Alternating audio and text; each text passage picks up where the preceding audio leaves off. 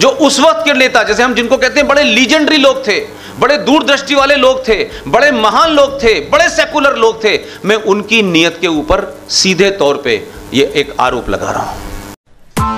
Press the bell icon on the YouTube app and never miss another update. ये article 35 पे बहुत summarise करके आपके सामने कहना चाहता हूं।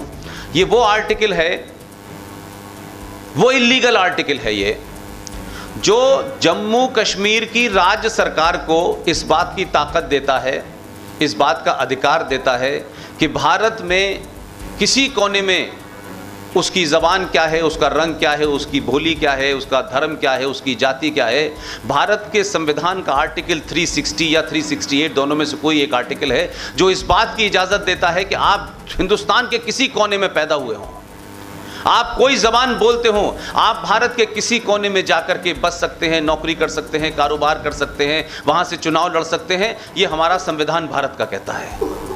लेकिन ये आर्टिकल 35 है जो इल्लीगल है, जो इल्लीगल था, जो आज भी मेरी निगाह में इल्लीगल है, वो ये कहता है कि जम्मू कश्मीर राज्य की सरकार इस बात को तय करेगी कि वो किसको अपने राज्य की नागरिकता दे या न दे।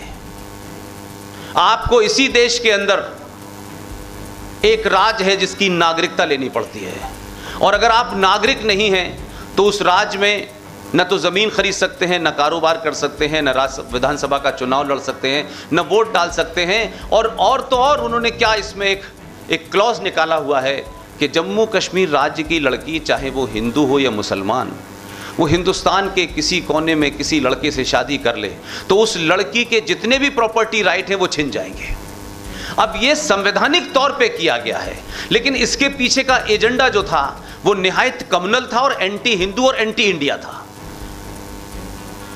14 मई 1954 तक जब ये तथाकथित तौर पे आर्टिकल बना, तो उस वक्त आप सोचिए कि भारत के प्रधानमंत्री, जिन्हें हम विजनरी कहते हैं, मुझे नहीं पता कि उनकी विजन कहां थी और किससे वो अपना रिश्ता निभा रहे थे।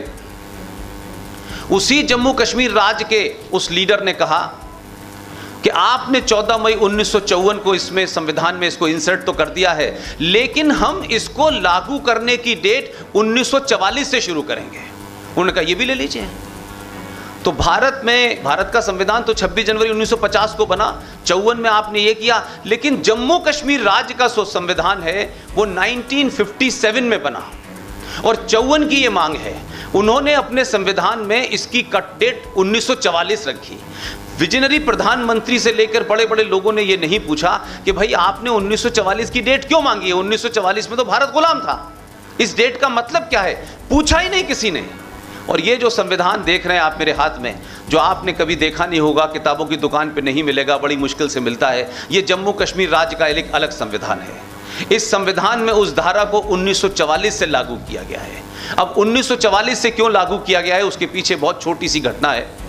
आप सबको पता होगा कि भारत और पाकिस्तान के सिलसिले में जब पाकिस्तान को रेजोल्यूशन पास किया गया लाहौर के अंदर 1940 में कि पाकिस्तान बनेगा, और वो रेजोल्यूशन पास हो गया, तो उस वक्त जितने भी लोग समझदार किस्म के थे वो भारत की तरफ आना शुरू कर दिया था उन्होंने, और जो जम्मू कश्मीर के हिस्से से लोग थे, पंजाब के लोग थे, वो भी जम्मू कश्मीर आ गए थे। लेकिन 1944 की डेट जो उस वक्त के नेता, जैसे हम जिनको कहते हैं बड़े लीजेंडरी लोग थे, बड़े दूरदृष्टि वाले लोग थे, बड़े महान लोग थे, बड़े सेकुलर लोग थे, मैं उनकी नीयत के ऊपर सीधे तौर पे ये एक आरोप लगा रहा हूं। 1940 से 1944 तक जिन लोगों को आना था वो आ चुके थे। जब ये एहसास हो गया कि पाकिस्तान बनेगा, तो 1944 के बाद मारकाट शुरू हुई। तो पाकिस्तान के इलाके का जो कश्मीर था, क्योंकि सियालकोट से एक ही ट्रेन चलती थी जम्मू के लिए, वही एक रास्ता था, तो जब वहां मारपीट शुरू हो गई और हालात बिगड़ने लगे, तो कुल मिलाकर के पाकिस्तान के इलाके से 5500 परिवार, 5500 परिवार भारत आए थे, जिनकी गिनती या जिनकी जो आप कह सकते हैं कि शिनाख्त, जिनके बारे में उस वक्त के महान लीडर ने ये चिन्हित कर लिया था कि 1944 के बाद आने वाले लोग 99 नहीं 110% हिंदू थे।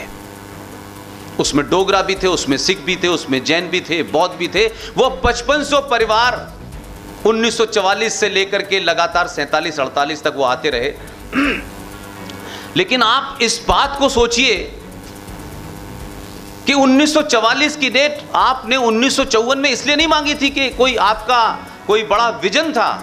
जो लोग आज टेलीविजन पे मक्कारी करते हैं खड़े होकर के कि कश्मीरी पंडित हमारे भाई हैं और हम उनके बगैर नहीं रह सकते, और कश्मीरियत और जमहूरियत और इंसानियत की जो बात करते हैं, ये तो बहुत छोटा सा चेहरा है उनका। उनके जो दादा परदादा और पिताजी थे वो कितने कम्युनल थे और कितने एंटी इंडिया थे कि 1944 की डेट उन्होंने इसलिए रखी कि वो 5500 परिवार आए, वो भारत की धरती पे पिछले 70 साल से कश्मीर में रह रहे हैं, सड़कों पे रहते हैं, वो आज तक जम्मू कश्मीर के नागरिक नहीं है। और जम्मू कश्मीर के नागरिक नहीं है इसलिए वहां ना जमीन उनको मिल सकती है, न वो कारोबार कर सकते हैं, न विधानसभा में वोट डालते हैं, न वहां पर आप चुनाव लड़ सकते हैं, और तो और वहां की कोई स्कीम उनको नहीं मिलती, लेकिन वो लोकसभा में वोट डाल सकते हैं। हम दुनिया के सबसे बड़े लोकतंत्र हैं, लोकतंत्र का पर्व मनाते हैं, लेकिन हमारे ही देश में 7.5 लाख लोग अपने मताधिकार से वंचित हैं। इसके लिए मैंने देश में कभी कोई चिंता, कोई जुलूस, कोई धरना प्रदर्शन नहीं देखा मैंने। और तो और उसके साथ में एक घटना और है जिसे कह के मैं अपनी बात आगे बढ़ाना चाहता हूं। Press the bell icon on the YouTube app and never miss another update.